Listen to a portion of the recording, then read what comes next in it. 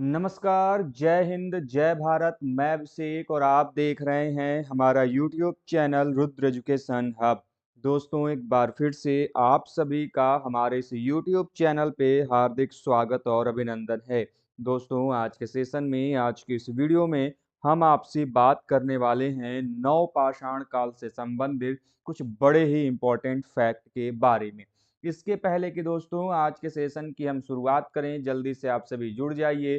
Channel पर नए हैं दोस्तों, चैनल को सब्सक्राइब कर लीजिए, साथ ही बेल आइकन को प्रेस कर लीजिए, जिससे कि दोस्तों आप सभी के पास वीडियोस की लेटेस्ट नोटिफिकेशन सबसे पहले आप सभी तक पहुंचती रहे। दोस्तों, आज का ये जो वीडियो है ये नियोलिथिक फेज का नवपाषाण काल का पार्ट 4 चौथा दोस्तों यह आपका वीडियो है। दोस्तों, इसके पहले हम लोगों ने अभी तक जो रिसेंट क्लास हुई है उसमें हम लोगों ने गुफकराल प्लस आपके जो बेलन घाटी के महत्वपूर्ण क्षेत्र हैं उनको डिस्कस किया था, जिसमें कोल्डीहवा, मेहगढ़ा, इसके अलावा आपके बिहार में स्थित जो आपके पंचो सॉरी आपका जो चिरांद वगैरह जो पुरास्थल है उनको डिस्कस किया गया था। अब दोस्तों हम बात करने वाले हैं इस मध्य पूर्व क्षेत्र में स्थित कुछ इंपॉर्टेंट महत्वपूर्ण पुरास्थलों के बारे में। दोस्तों, छोटा नाग पठार का रीजन इस मामले में काफी महत्वपूर्ण पुरास्थल है या फिर एरिया माना जाता है, जहां पे अजय घाटी में स्थित कुन्नूर, वक्रेश्वर, कोपई और मयूराक्षी प्रमुख स्थल हैं, जहां से हमें नवपाषाण काल का जो प्रमाण है वह देखने को मिलता है। वहीं पे ननूर और हरिपुर भी कुछ अन्य महत्वपूर्ण स्थित में पुरास्थल हैं, जो कि भारत के मध्य पूर्व में स्थित यह अन्य पुरास्थलों के रूप में जाने जाते हैं। वहीं पे झारखंड के सिंहभूम में स्थित बरूडीह, उड़ीसा के मयूरभंज डिस्ट्रिक्ट में स्थित कुचई, बंदीपुर और सुलभडीही एंड गोल बैसासन ये बड़े ही इंपॉर्टेंट पुरास्थलों के रूप में जाने जाते हैं। इनमें से दोस्तों आपको जो झारखंड के सिंहभूम में स्थित बरूडीह, मयूरभंज में स्थित कुचई और आपके गोल बैसासन, इन तीन पुरास्थलों को अच्छे से याद कर लीजिए किस काल के हैं और कहां पर स्थित हैं। आपके एग्जाम में इससे क्वेश्चंस बने हुए हैं, ठीक है।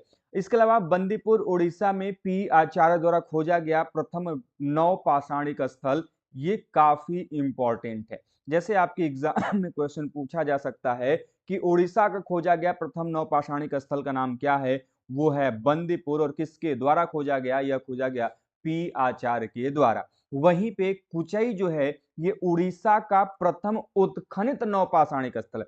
खोजा गया पूरा स्थल बांदीपुर है, उत्खनित नवपाषाणिक स्थल कुचई है, ठीक है। और कुचई से हमें किस प्रकार के प्रमाण मिले हैं, कुचई से हमें फिंगर टिप वाली जो पॉटरी है, फिंगर टिप की जो पॉटरी है अर्थात उंगली छाप वाले जो मृदभांड हैं वह हमें देखने को मिले हैं।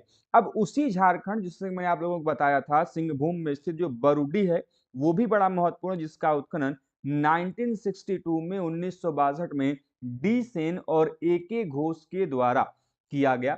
और बरूडी से हमें ग्राइंडिंग स्टोन एवं स्कंधित कुदाल, ठीक है, के जो प्रमाण हैं वह हमें देखने को मिलते हैं। और साथ ही साथ जो बैदीपुर पुरास्थल है वहां से हमें चावल का प्रमाण मिला हुआ है, ठीक है। तो बरूडी जिसका उत्खनन 1962 में डीसेन और एके घोष ने किया, और हमें बरूडी से जो है कि आपके ग्राइंडिंग स्टोन और स्कंधित कुल्हाड़ी के कुदाल के जो प्रमाण हैं वह देखने को मिलते हैं। कुदाल एक आपका क्या है, एग्रीकल्चरल टूल के रूप में, कृषि यंत्र के रूप में जाना जाता है। इसके अलावा उड़ीसा के सकरगंज क्षेत्र से नवपाषाणिक कुल्हाड़ी एवं तांबे की वस्तुएं तथा हाल ही में सुलभडीही से नवपाषाणिक कुल्हाड़ बनाने का जो केंद्र है वह देखने को मिलता है।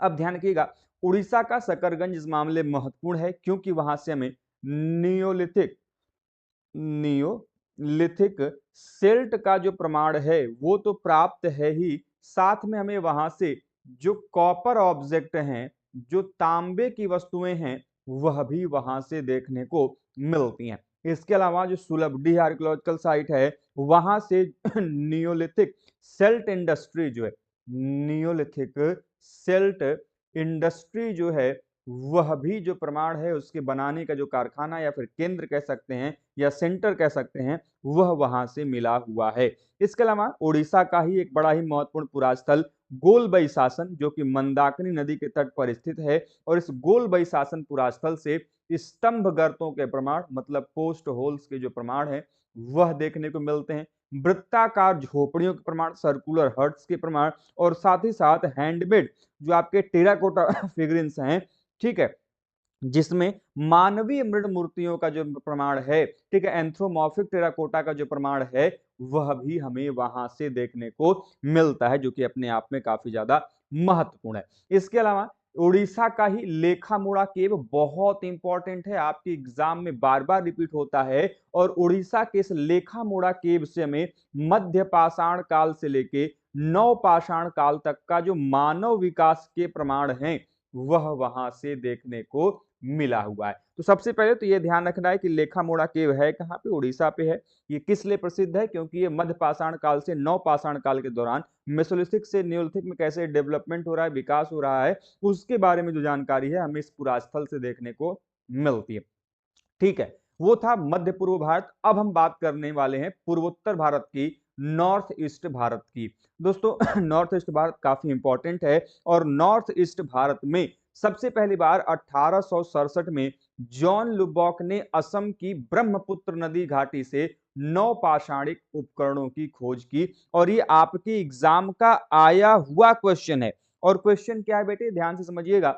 क्वेश्चन आता है कि ब्रह्मपुत्र घाटी में सबसे पहले नौपाषाणिक उपकरणों की खोज किसके द्वारा की गई? देखिए कई सारे क्वेश्चन है, एक बात तो समझ लीजिएगा, यदि क्वेश्चन पूछा जाए कि प्रथम नौपाषाणिक पुरास्थल, देखिए क्वेश्चन बेटे यदि आपने उसको अच्छे से पढ़ लिया, प्रथम नौपाषाणिक उपकरण, ठीक है, प्रथम नौपाषाणिक उपकरण पूरे भारत में कहां से मिला?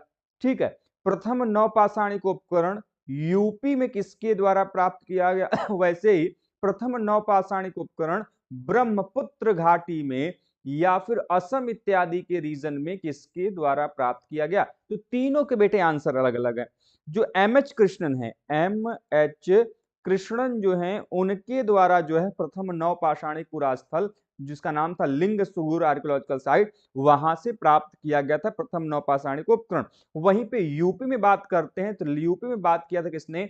ले मुसेरिये के द्वारा जो है प्रथम नौपाषाणिक उपकरण उत्तर प्रदेश के क्षेत्र से प्राप्त किया गया। वहीं पे ब्रह्मपुत्र वैली की बात करते हैं तो ब्रह्मपुत्र घाटी से जॉन लुब्बक के द्वारा, जॉन लुब्बक के द्वारा जो है इसकी खोज की गई। किस कब किया था? 1867 में किया था।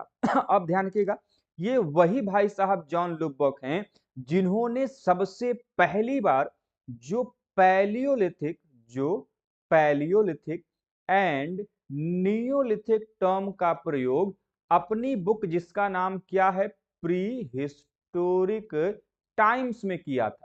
ठीक है, इनकी पुस्तक का नाम, इनके बुक का नाम प्री हिस्टोरिक टाइम्स है, जिसको इन्होंने 1865 में पब्लिश किया था। और उसी बुक में जो है कि सबसे पहली बार इन्होंने क्या किया था कि जो टर्म है पैलियोलिथिक एंड नियोलिथिक, ठीक है, उसको इन्होंने क्या किया था? डेवलप किया था। ठीक है, और ध्यान रखिएगा इन्होंने मध्य पाषाण काल शब्द का प्रयोग नहीं किया, और इनके द्वारा जो है कि असम की जो ब्रह्मपुत्र घाटी वहीं से सबसे पहली बार जो नौपाषाणिक उपकरण है वह प्राप्त किया। पूरे भारत के संदर्भ में नहीं, ब्रह्मपुत्र वैली के संदर्भ में ध्यान रखिएगा। यदि हम यहाँ के प्रमुख स्थलों की बात करते हैं तो उसमें आपका दौजलो हांडिंग हो गया, सारुतरु हो गया, मरकडोला हो गया, ये आपके महत्वपूर्ण पुरास्थलों के रूप में जाने जाते हैं। इंपॉर्टेंट ये है कि यहाँ पे हमें झूम कृषि की जो प्रथा है इन रीजन्स में, आपके जो पुरास्थल हैं दौजलो हांडिंग, सरुतरु, मरकडोला, तो पूर्वोत्तर भारत में हमें यहाँ पे झूम कृषि की जो परंपरा है, जो प्रथा है, यहाँ पे नवपाषाण काल से ही इसके जो प्रमाण हैं वह हमें देखने को मिलते हैं। और इसी ब्रह्मपुत्र घाटी में ही काम रूप में लोहार घाट, मुमटी, महरकोटिया, लोहोवाल, ठीक है, रामी टेटिलिया, गोलपरा इत्यादि आपके बड़े ही महत्वपूर्ण पुरास्थल हैं, जो कि कहां पर स्थित हैं? ये सभी आपके ब्रह्मपुत्र घाटी में स्थित जो आपके कामरूप क्षेत्र है वहां पर स्थित पुरास्थल हैं। लोहार घाट, मुमटी, महरकोटिया, लोहोवाल, रामी टेटलिया, गोलपारा, ये आपके बड़े ही महत्वपूर्ण पुरास्थलों के रूप में जाने जाते हैं। इनमें से आप सभी ने दौजलो हांडिंग का नाम जरूर सुना होगा, किसी को बताने की आवश्यकता नहीं और आप सभी जानते हैं कि दौजलो हांडिंग पूर्वोत्तर भारत का एक बड़ा ही महत्वपूर्ण पुरास्थल है और इसका उत्खनन टीसी शर्मा के द्वारा किया गया। और दौजलो हांडिंग एवं सरोतरु दो ऐसे पुरास्थल है पूर्वोत्तर भारत के असम के रीजन के, जहां से हमें डोरी या फिर टोकरी छाप मृत भांड, जिनको हम लोग कॉर्डेड वेयर या फिर बास्केट इंप्रेशन वेयर के प्रमाण बोलते हैं, वो हमें जो है यहां पर देखने को मिलता है। यहां से बर्तनों के बनाने में वनस्पतियों के जो रेशे थे, ठीक है, जो प्लांट फाइबर्स थे, उनका जो प्रयोग है एज अ मिक्सचर सालन के रूप में जो है किया जाता था। ठीक है, अब यहीं पे पूर्वोत्तर भारत का एक अन्य बड़ा ही महत्वपूर्ण पुरास्थल है जिसका नाम है मरकडोला। मरकडोला, और इस मरकडोला से जो काउलिन क्ले है, जो काउलिन मिट्टी है, उससे निर्मित जो मृदभांड हैं, जो आपकी पॉटरीज हैं, वह मिले हुए हैं। और साथ ही साथ इस पुरास्थल में असम के गुवाहाटी रीजन के अंबारी क्षेत्र से हमें नव पाषाण काल की भी जो अवशेष हैं वह देखने को मिलते हैं। तो यहाँ पे दो तीन चीजें बड़ी इंपॉर्टेंट है, जैसे दौजलो हांडिंग कहाँ पे है, सरुतरु कहाँ पे है, मरकडोला कहाँ पे है। ठीक है, इसके अलावा कहाँ से हमें मिट्टी बनाने के लिए जो हमें प्लांट फाइबर्स का यूज किया गया, कहाँ से corded and basket impression wares के प्रमाण मिलते हैं, कहाँ पे कॉलिन जो क्ले है उसका प्रमाण मिला हुआ। तो ये सभी आपके बड़े ही इंपॉर्टेंट रीजंस के रूप में, क्षेत्रों के रूप में जो है जाने जाते। देखिए, ये मैंने बहुत नॉर्मल डिस्कशन किया है यदि मैं अपने पेड बैच में पढ़ाऊं या वैसे डिस्कस करूं तो एक एक टॉपिक, जैसे दौजलो हांडिंग में किस प्रकार के लेयर्स, किस प्रकार के स्ट्रेटिफिकेशन, किस प्रकार के एविडेंस है, कुल्हाड़ी से लेकर किस प्रकार के चीजें मिलते हो, काफी लंबा समय लगेगा। यहाँ पे मैं केवल आपको केवल एक जो ओवरव्यू है वो देने का प्रयास कर रहा हूं। ठीक है, इसके अलावा मेघालय के रोंगरम नदी के तट पर स्थित सेल्बलगिरी बहुत इंपॉर्टेंट आर्कियोलॉजिकल साइट है, आपकी एग्जाम में बार बार पूछा जाता है। और इस मेघालय के रोंगरम नदी के तट पर स्थित जो सेल्बलगिरी है, यहां से हमें किसके प्रमाण मिलते हैं, माइक्रोलिथ टूल्स के प्रमाण मिलते हैं। सोचिए, है न्यूलिथिक साइट, मिल क्या रहा है, माइक्रोलिथिक टूल्स मिल रहा है। एक बात ध्यान रखिएगा, मैंने आपको बार बार बताया है कि यदि कोई साइट नव पाषाण काल का है, मध्य पाषाण काल का है, पूरा पाषाण काल का है, तो ये जरूरी नहीं है कि केवल और केवल उसी काल का जो प्रमाण है टूल्स के रूप में या बाकी चीजों के रूप में ही दिखाई देगा, बल्कि पूर्व काल के जो प्रमाण है वो भी हमें देखने को मिल सकते। एग्जाम्पल के तौर पे, जैसे आप जब मेसोलिथिक साइट्स को देखते हो तो मेसोलिथिक साइट में आपको माइक्रोलिथ तो मिलेगा, जो मेसोलिथिक टूल्स है वो मिलेगा, लेकिन कई बार ये होगा कि जो पैलियोलिथिक टूल्स हैं जैसे हैंड एक्स, क्लीवर, ठीक है, इसके जो प्रमाण है वो भी आपको कहीं कहीं से देखने को मिलेंगे। वो पूरी तरीके से कंप्लीटली खत्म नहीं हो जाएंगे, उनकी समाप्ति नहीं हो जाएगी।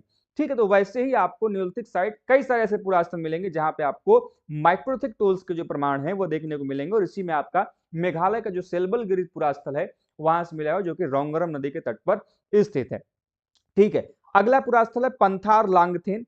ठीक है, आपने पंथार लांगथेन का नाम सुना होगा, काफी महत्वपूर्ण पुरास्थल है। यहां से इस पंथार लांगथेन आर्कियोलॉजिकल साइट से हमें नवपाषाण कालीन बस्ती का जो प्रमाण है वो भी समृद्ध नवपाषाण कालीन बस्ती का प्रमाण यहां से मिला हुआ है। और पंथार लांगथेन किस लिए जाना जाता है, तो ये आपके ब्रह्मपुत्र घाटी या फिर उसके रीजन में स्थित, पूर्वोत्तर भारत में स्थित, ये आपके फैक्ट्री साइट के रूप में जाना जाता है। फैक्ट्री साइट किसे कहते हैं, तो मैंने बताया था कि ऐसे पुरास्थल जहां पे तत्कालीन काल के उपकरणों का निर्माण किया था, उनका केंद्र हुआ करता था, उनको फैक्ट्री साइट के रूप में जाना जाता है।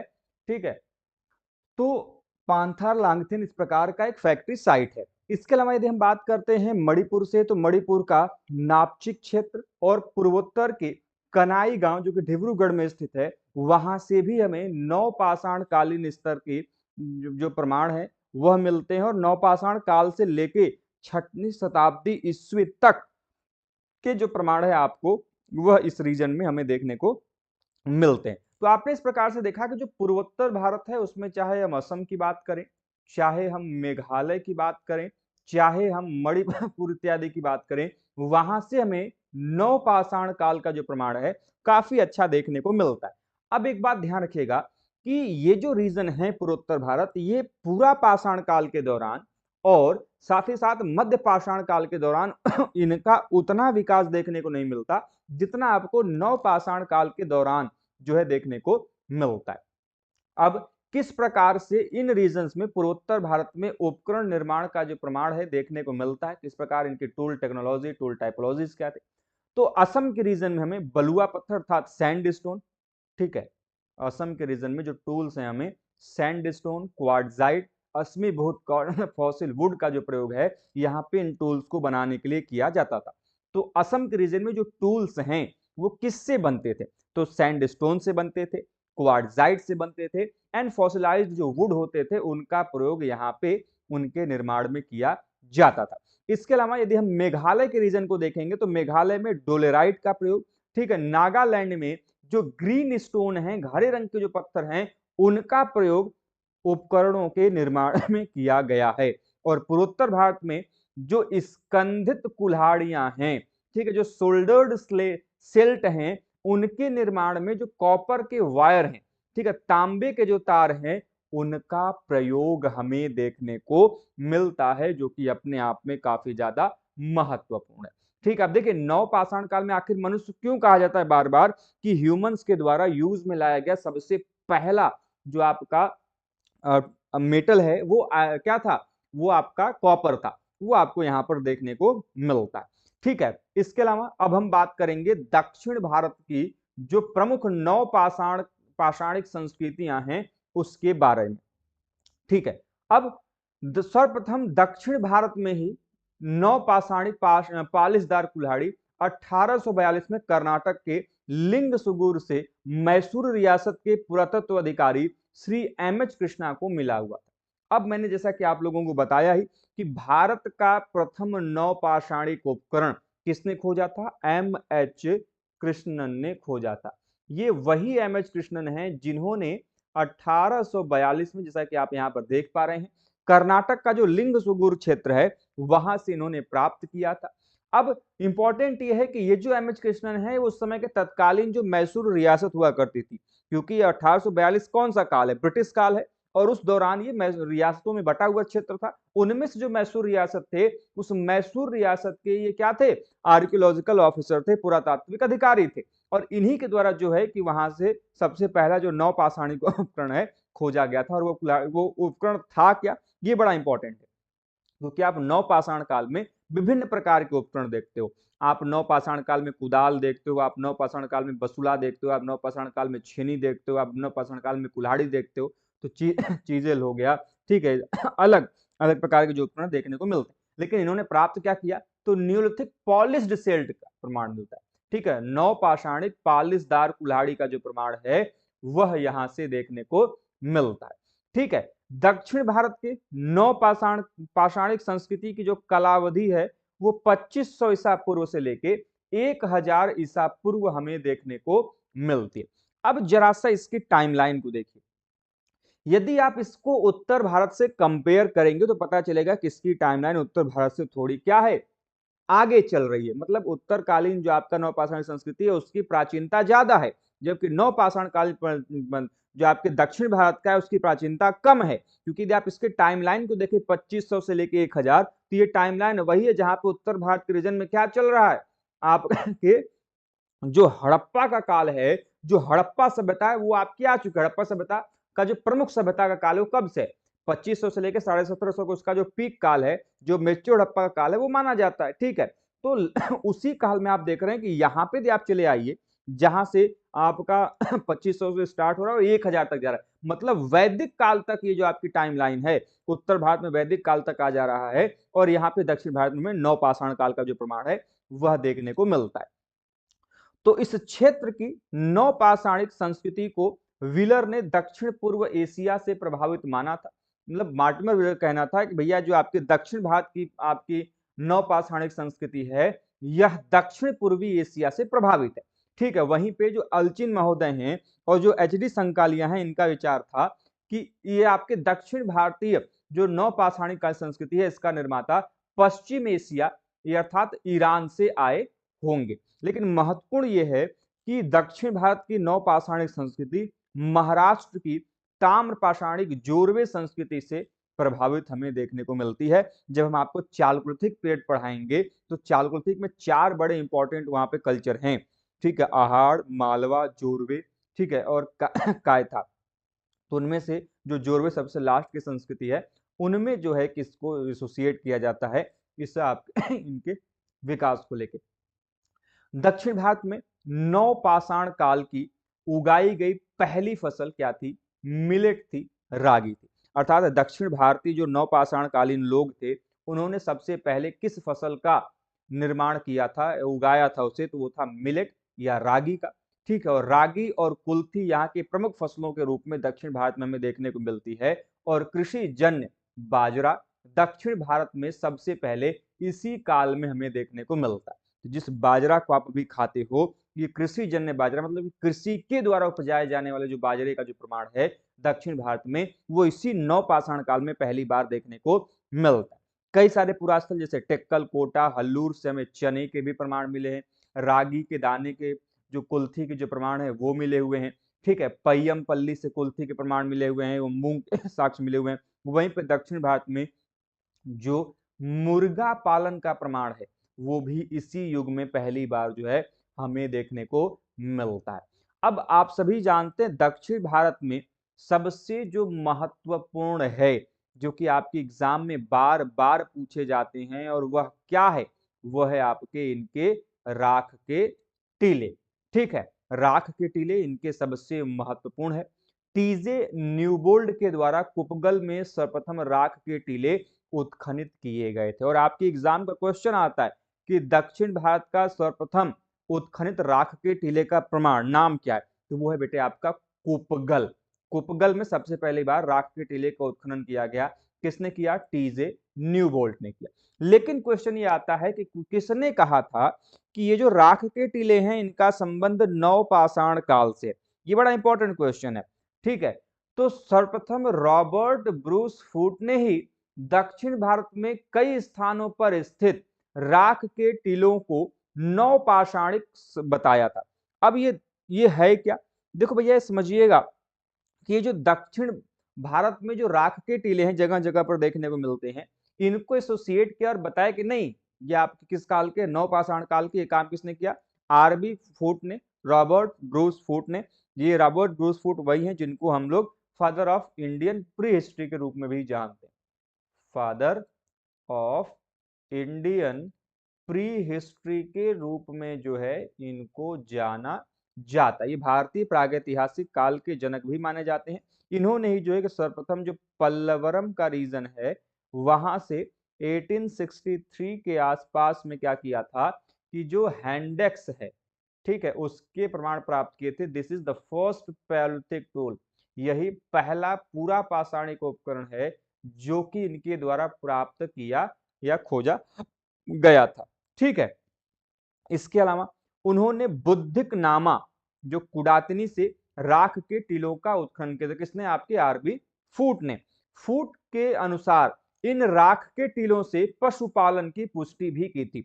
फूट का यह मानना था कि जो राख के टीले हैं ये डोमेस्टिकेशन ऑफ एनिमल्स को रिप्रेजेंट करते हैं, पशुपालन को जो है कि यह बताते हैं। ठीक है, राख के टीलों में सबसे समृद्ध केंद्र रायचूर दोआब का रीजन माना जाता है, जो कि कृष्णा एवं तुंगभद्रा नदी के बीच का क्षेत्र के रूप में रायचूर दोआब को हम जानते हैं। इसके अलावा रायचूर दोआब के साथ साथ जो सोरापुर दोआब का रीजन है जो कि भीमा और कृष्णा नदी के बीच में है, तो ये दोनों क्षेत्र आपके राख के टीलों के लिए सबसे समृद्ध केंद्र माने जाते हैं। रायचूर दोआब और सोरापुर दोआब। रायचूर दोआब कृष्णा और तुंगभद्रा नदी के बीच में है, और सोरापुर दोआब आपके भीमा और कृष्णा नदी के बीच में हमें देखने को मिलता है। ठीक है, इसके अलावा यदि हम बात करते हैं कि यहां से हमें जो है कि दक्षिण भारत में आंध्र प्रदेश के उत्तनूर से, पलवाय से और कर्नाटक के कुपगल, पिकलीहल और बूंदीहल से एवं कोडिकल से हमें राख के टीलों के प्रमाण मिले हैं। तो राख के टीलों के प्रमाण से संबंधित जो पुरास्थल है नाम याद रखिएगा। आंध्र प्रदेश का उत्तनूर और पलवाय, कर्नाटक का कुपगल, पिकलीहल, बुदिहल और कोडिकल, ये ऐसे पुरास्थल हैं जहां से हमें किसके प्रमाण मिले हैं? जहां से हमें राख के टीलों का प्रमाण मिला हुआ है। उत्तनूर जो कि आपके आंध्र प्रदेश का एक महत्वपूर्ण नवपाषाणिक पुरास्थल है, यहाँ का जो राख का टीला मिला हुआ है वो आयताकार घेरेबंदी के रूप में जो है देखने को मिलता है, जिसके आधार पर जो आर्कियोलॉजिस्ट हैं, जो पुरातत्वविद हैं, उनका यह मानना है कि यह एक गौशाला रहा होगा, कैटल पेन रहा होगा, उसके रूप में जो इसको आइडेंटिफाई करते हैं। ठीक है, रेमंड डल्चिन ने उत्तनूर से मवेशियों के खुर की जो छाप है, ठीक है, उनके जो आपके एनिमल के जो फुटप्रिंट्स हैं, जो खुर के छाप हैं, एवं साथ ही साथ मवेशियों के नाद, जिसमें वो भोजन करते हैं। जैसे हमारे आपके यहाँ क्या होता है, खाने होते हैं, थाली होती है, कटोरे होते हैं, हम खाना खाते हैं उसमें। वैसे ही जो आपके एनिमल्स होते हैं वो जिसमें खाना खाते हैं उसको सामान्य भाषा में नाद बोलते हैं उसका। और साथ ही साथ व्यापक अग्निकांड का जो साक्ष्य है वह हमें उत्तनूर से मिलता है। राख के टीलों के रस को सुलझाने में रेमंड अल्चिन और एफ जाइनर का काफी महत्वपूर्ण योगदान दिया जाता है। और एल्चिन के अनुसार इन्होंने राख के टीलों को दो भागों में, दो श्रेणियों में विभाजित कर इसको समझाने का प्रयास किया था।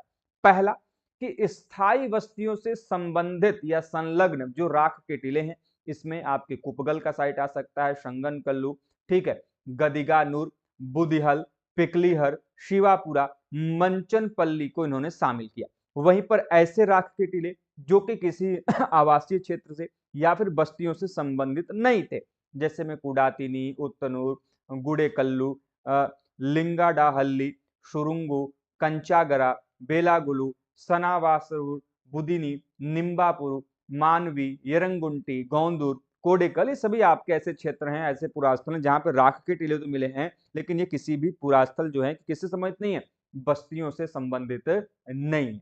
ठीक है, इसके अलावा जब बुदिहल का उत्खनन किया गया तो बुदिहल के उत्खनन से पता चलता है, ये सिद्ध होता है कि यहाँ पे राख का जो टीला है वह बस्ती का ही अंग हुआ करता था। महत्वपूर्ण ये है कि सभी दक्षिण भारतीय नौपाषाणिक स्थलों से राख के टीलों की प्राप्ति नहीं हुई है। अब आप यदि देखें यदि ये जनरल कॉन्सेप्शन बनाया जाए कि क्या प्रत्येक या फिर संपूर्ण दक्षिण नौ भारतीय नौपाषाणिक पुरास्थलों से क्या राख के टीलों के प्रमाण मिले हैं, क्या नहीं मिले। ये कुछ एक विशेष ऐसे रीजन हैं, खासकर जैसे मैंने आप लोगों को बताया रायचूर दो आपका रीजन सोरापुर दो आपका रीजन, तो वहां पे इनके मुख्यतः जो प्रमाण है वह हमें देखने को मिलता है। ठीक है, इन चीजों को ध्यान में रखिएगा। वटगल से राख का टीला हमें नहीं मिला है। यहीं से दक्षिण भारत का सबसे प्राचीनतम यह आपका दक्षिण भारत का सबसे प्राचीनतम नौपाषाणिक केंद्र के रूप में हमें देखने को मिलता है, जबकि कुडातिनी, उत्तनूर सबसे बड़े राख के टीले के रूप में यहाँ के नौपाषाण काल के देखने को मिलते हैं। ठीक है, अब यहाँ पे दक्षिण भारत में किस प्रकार से नौपाषाणिक क्षेत्रों का विसार प्रसार हमें देखने को मिलता है, आइए उनकी चर्चा करते हैं। सबसे पहले हम बात करेंगे कर्नाटक के रीजन की।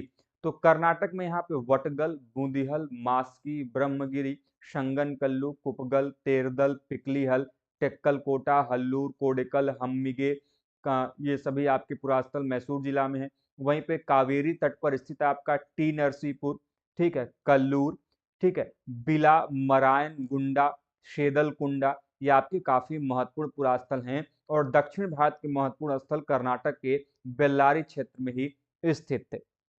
ठीक है, अब एक चीज ध्यान रखिएगा, ये जो मैंने पुरास्थल बताया ये पुरास्थल राख के टीलों के संदर्भ में नहीं है, ये संपूर्ण न्यूलिथिक काल की हम बात कर रहे हैं, जो कि यहाँ पे कर्नाटक के रीजन से हमें देखने को मिलते हैं। और दक्षिण भारत में जो प्रमुख पुरास्थल है नौपाषाण काल के, वो आपको कर्नाटक के रीजन से मुख्यतः देखने को मिलते हैं।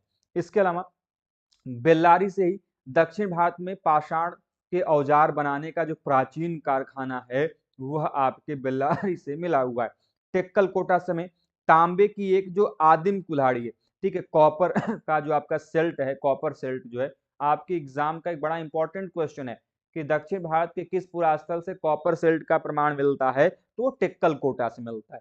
यहीं से आपके टेक्कलकोटा से पत्थर के चौकोर मकान एवं सोने की एक लटकन, ठीक है, गोल्ड का जो पेंडेंट है, गोल्ड का जो आपका पेंडेंट है उसका भी जो प्रमाण है वो हमें यहाँ पर देखने को मिलता है। यहीं से हमें प्राप्त एक सवाधान में 3 वयस्क शवों की अस्थियां भी रखी हुई जो है वह देखने को मिलती। कहां से? टेक्कलकोटा। तो टेक्कलकोटा से प्राप्त जो आपका शवाधान है, जो बरियल है, वो अपने आप में महत्वपूर्ण है, क्योंकि यहाँ पे 3 एडल्ट्स के जो बॉडीज हैं वो हमें देखने को मिलती हैं। ठीक है, इसके अलावा आप सभी जानते हैं, आपके एग्जाम में क्वेश्चन भी पूछा जाता है कि सुपारी का प्राचीनतम प्रमाण कहां से मिलता है, तो ये मिलता है आपके वटगल से। और वटगल ध्यान रखिएगा यहाँ पे काम किया है जिम सफर ने। ठीक है, तो वटगल से सुपारी सीप का लटकन, सेल खड़ी की कान की नक्काशीदार बाली, समाधि सामग्री के रूप में मृदभांडों का प्रयोग, पशुओं एवं मानवों की मृण मूर्तियां और स्त्री की धड़ वाली मृण मूर्ति जैसी जो प्राचीन और इम्पोर्टेंट जो प्रमाण है, जो नवीन विशेषताएं हैं, वो दक्षिण भारत के इस नौपाषाणिक स्थल में वटगल में जो है देखने को मिलते हैं, जो कि अपने आप में काफी ज्यादा महत्वपूर्ण है।